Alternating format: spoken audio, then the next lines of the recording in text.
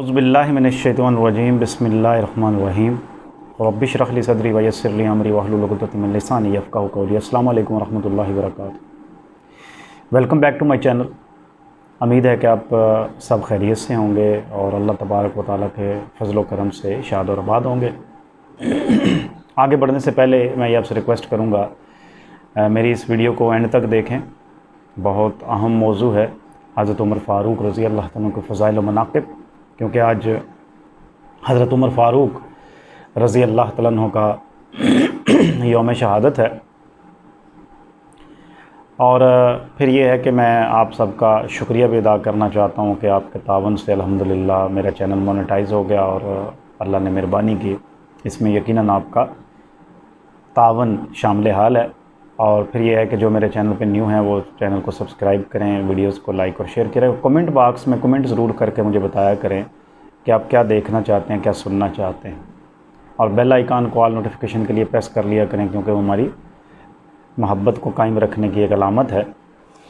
तो हज़रत उमर फ़ारूक रज़ी अल्लाह तआला अन्हु जो कि दूसरे खलीफतुल मुस्लिमीन हैं, आपका नाम उमर इब्न ख़त्ताब, यानी कि आपके वालिद का नाम क्योंकि ख़त्ताब था इसलिए उमर इब्न ख़त्ताब आपको कहा जाता है। आपकी कुनियत अबू हफ़्स और लक़ब फ़ारूक था। आपको कुनियत और लक़ब दोनों ही नबी अकरम सल्लल्लाहु अलैहि वसल्लम की तरफ से अता करता था। आपका नस्बनामा नमी पुश्त में जाकर नबी अकरम सल्लल्लाहु अलैहि वसल्लम से मिल जाता है। आपकी पैदाइश वाक़या फ़ील के 13 साल बाद हुई और आप इंसाब यानी कि नस्बनामे के माहिर थे। आपको नस्बनामे ज़बानी याद थे और इसी तरह आपका जो ख़ानदान है वो सफ़ारतकारी के शोबे से वाबस्ता था और आप ख़ुद भी सफ़ारतकारी के शोबे में यद तूला रखते थे। इस तरह ख़िताब के लिहाज से बड़े फसीह और बलीग थे। और बलाज़री ने जो तारीख़ अरब में ये बात लिखी है कि जो इब्तदाई इस्लाम के दौर में जब नबी सल्लम को नबूवत मिली, उस वक़्त अरब के 17 लोगों में से जो लिखना पढ़ना जानते थे उनमें से एक हज़रत उमर इब्न ख़त्ताब रज़ी अल्लाह तआला अन्हु भी थे। शुरू में इस्लाम के सख्त मुखालिफ थे, जैसा कि आप सब जानते हैं। और अच्छा, यहाँ पे मैं एक बात का इजाफ़ा कर दूँ, घुड़सवारी, तीरंदाज़ी, कुश्ती, तैराकी ये आपके पसंदीदा मशग़ले थे। और यहाँ तक कि अकाज़ के मेला में आप बाहर से आए हुए लोगों से मक्का के करीब एक जगह थी अकाज़, वहाँ पर मेला लगा करता था। वहाँ से बाहर से आने वाले बहादुर लोगों से आप कुश्ती का मुकाबला करते थे। भागते घोड़े पर सवार हो जाते थे और बिल्कुल यानी कि तेज़ रफ्तार घोड़े पर सवार हो जाते थे और साकन सुकून के साथ घोड़े पर जामद हो जाते थे।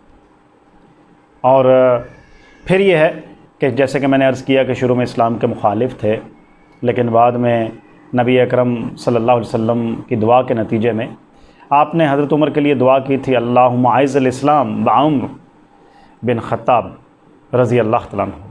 ए अल्लाह, इस्लाम को उमर के ज़रिए से क़ुव्वत अता फरमा। और आपके कबूल इस्लाम से मुसलमान मर्दों की तादाद 40 हो गई थी, यानी कि उन 40वें मर्द आप थे जिन्होंने इस्लाम कबूल किया था।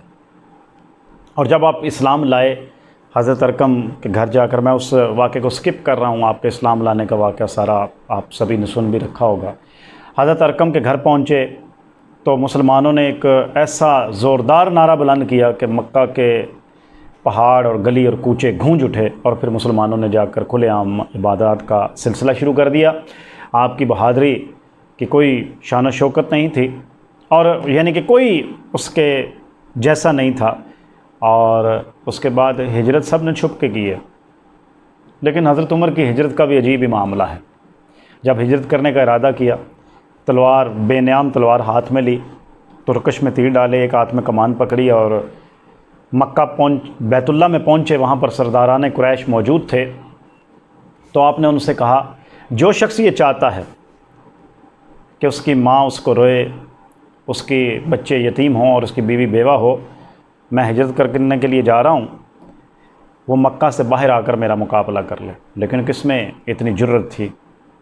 और फिर यह है कि आप अशरा मुबशरा में से हैं, आगे भी बात आएगी। अशरा 10 को और मुबशरा खुशखबरी को कहते हैं, यानी कि आप 10 उन सहाबा में से हैं जो जिनको ज़िंदगी में ही नबी अकरम सल्लल्लाहु अलैहि वसल्लम ने जन्नत की बिशारत दी।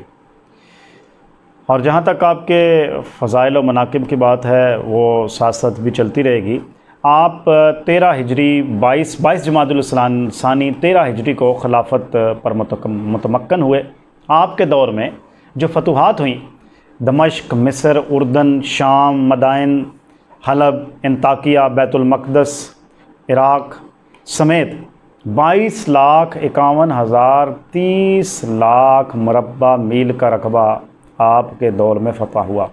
और फिर जो आपने इस्लाहात की, आपने निज़ाम पुलिस बनाया, निज़ाम फ़ौज बनाया, निज़ाम डाक बनाया, मसाजिद को रोशन करने का इंतज़ाम किया, उसातिज़ा की तनख़्वाहें मुकर्रर की, फ़ौजियों की बाकायदा छुट्टियों का बाकायदा फ़ौज आपके दौर में बनाई गई। इसी तरह बेहतरीन सराय, लोगों के आम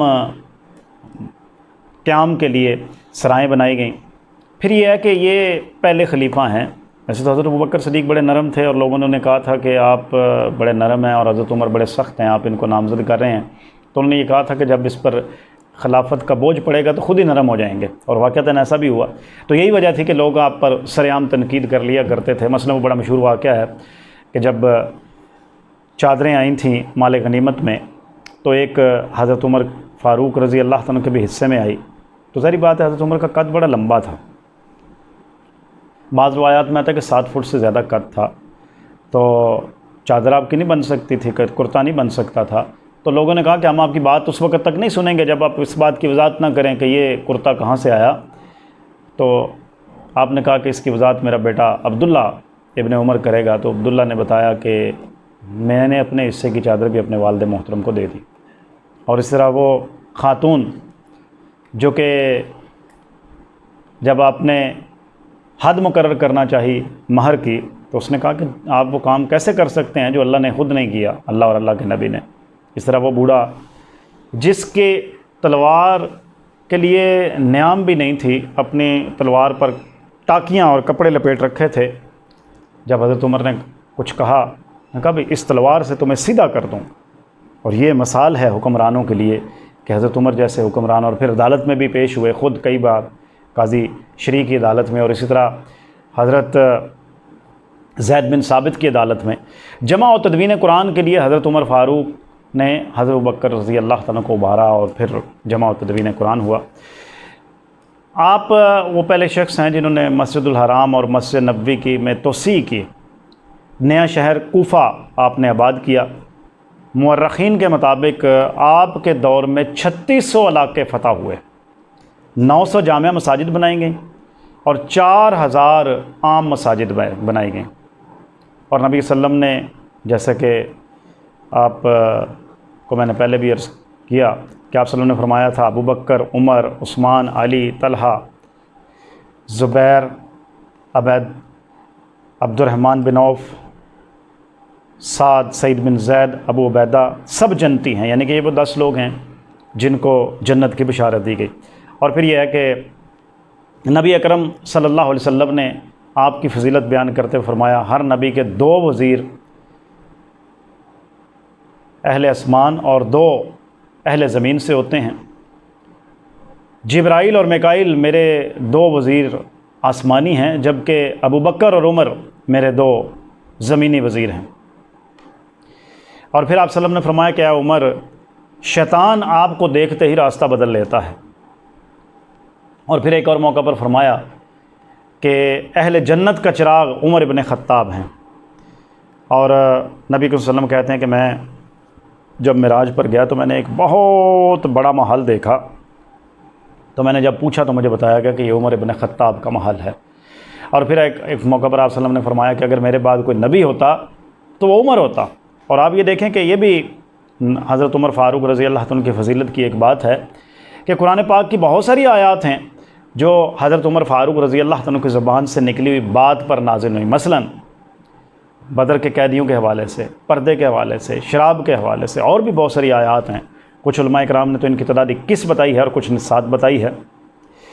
हज़रत अली रज़ी अल्लाह तआला अन्हु जो अब के आपके बड़े बेहतरीन दोस्त थे, और अली उल मुर्तज़ा रज़ी अल्लाह तआला अन्हु मुसलसल आपकी मशावरत में शामिल रहते थे। और हज़रत उमर फ़ारूक जो है वो कहा करते थे, अगर अली मेरे पास ना होते तो उमर हलाक हो जाता। उमर रज़ी अल्लाह तआला की ज़बान पर सकीना बोलता है, वो कवी और अमीन हैं। अच्छा, एक बड़ा दिलचस्प वाक़या है, आप भी हैरान होंगे। जब आपने हज़रत अमर बिन आस रज़ी अल्लाह तआला को मिस्र का गवर्नर बनाकर भेजा, तो वहाँ पर रवाज था कि एक दुशीज़ा को ज़िबा किया जाता था और उसका खून दरिया नील में डाला जाता था वहाँ के रवाज के मुताबिक, और फिर दरिया नील बहना शुरू करता था। तो जब हज़रत अमर बिन आस ने इस बात से इनकार किया और खलीफतुल मुस्लिमीन को यानी कि हज़रत उमर फ़ारूक को इस बात से आगाह किया, तो हज़रत उमर फ़ारूक रज़ी अल्लाह ने नील के नाम एक ख़त लिखा और उसकी खुलासा समरी मैं आपके सामने रखता हूँ। उस ख़त की आपने लिखा, अल्लाह के बंदे उमर इब्न ख़त्ताब की तरफ से दरिया नील के नाम, और आपने उसमें लिखा कि अगर तू खुद चलता है तो ना चल, अगर तू अल्लाह के हुक्म से चलता है तो फिर अपनी रवानी के साथ बहना शुरू कर दे। और हज़रत उमर ने साथ हुक्म दिया कि ये ख़त जो है ना दरिया नील में डाल दिया जाए। ऐसा ही हुआ। जैसे ही वो ख़त दरिया नील में डाला गया तो आज तक दरिया नील कभी दोबारा खुश्क नहीं हुआ। इसी तरह एक आपने सारिया नामी शख्स को जिहाद के लिए भेजा, तो दुश्मन उन पर हमला करने के लिए पीछे से आ रहा था, तो आपने 3 बार फरमाया, या सारियतिल जबल, या सारियतिल जबल, या सारियतिल जबल। और वो कहते हैं कि हमने पलट कर देखा तो दुश्मन वाकई हमें हज़रत उमर फ़ारूक की, वो सारिया ख़ुद कहते हैं कि मुझे उमर फ़ारूक रज़ी अल्लाह तआला की आवाज़ सुनाई दी और यूँ वो शिकस्त टल गई। हज़रात ग्रामी, हज़रत उमर फ़ारूक के फ़ज़ाइल व मनाक़िब हम बयान करते रहें, वो ख़त्म नहीं होंगे। तो मैं मुख्तसरन आपको बताता हूँ कि 26 ज़िलहज 23 हिजरी को फ़जर के वक्त अबू लोलो फ़रोज़ नामी एक ग़ुलाम ने 2 धारी खंजर से आप पर हमला किया और आपको शदीद ज़ख्मी कर दिया। ज़ख्मों की ताब ना लाते हुए आज ही के दिन यानी कि यक्कम मुहर्रम हराम को, यक्कम मुहर्रमुल हराम को हज़रत उमर फ़ारूक रज़ी अल्लाह तआला ने शहादत पाई। और हज़रत उमर फ़ारूक का ये भी एक कारनामा है कि हिजरी साल की इब्तदा भी हज़रत उमर फ़ारूक ने ही की थी। मुअर्रिख़ जो है H.G. वेल्स आपके बारे में लिखता है, अबू बकर उमर तारीख़ इस्लाम के 2 शाहकार शख्स हैं और हज़रत उमर फ़ारूक की शान में बहुत कुछ कहा जा सकता है। तो वो इसकी बेहतरीन तस्वीर थे। मेरी ज़िंदगी का मकसद तेरे दीन की सरफराज़ी, मैं इसीलिए मुसलमान, मैं इसीलिए नमाजी। और हज़रत उमर फ़ारूक इस्लाम के मुखालफों के लिए सख्त अदल कायम करने वाले, और इसीलिए जो कैसर का नुमाइंदा आप किससे मिलने आया था और आप एक दरख्त के नीचे ईंट सराहतर रखे आराम कर रहे थे, तो ये कहा कि उमर तूने इंसाफ किया और तू सो गया। इस तरह ज़लज़ला आया तो आपने एड़ी मारी और ज़मीन ठहर गई और कहा कि क्या उमर तेरे ऊपर इंसाफ नहीं कर रहा। दुआ है कि अल्लाह तबारक व तआला हमें। अच्छा, इसके साथ जो है ना ये भी मैं बता दूं कि हज़रत उमर फ़ारूक को नबी अकरम सल्लल्लाहु अलैहि वसल्लम की कब्र मुबारक के साथ ही दफन किया गया हज़रत आयशा से इजाज़त लेकर। तो दुआ है कि अल्लाह तबारक व तआला हमें सही मानों में इन इस्लाम के नुमाइंदों की ज़िंदगी पर अमल करने की तौफ़ीक़ अता फ़रमाए। वमा अलैना इल्लल बलाग। खुश रहें, सलामत रहें। अस्सलामु अलैकुम व रहमतुल्लाह।